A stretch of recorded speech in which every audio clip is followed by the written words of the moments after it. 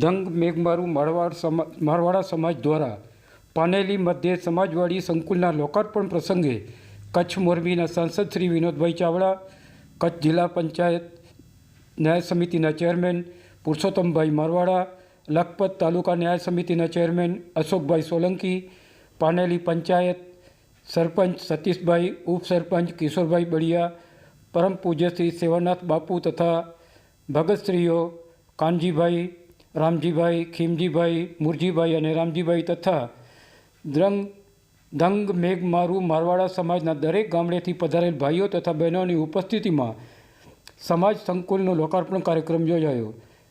ઉપસ્થિત સમાજના દરેક વડીલોનું આભાર વ્યક્ત કરાયો. ત્યારબાદ સમૂહ લગ્ન બાબત ચર્ચા કરાઈ અને તારીખ 1/5/2026ના રોજ સમૂહ લગ્નની તારીખ જાહેર કરાઈ.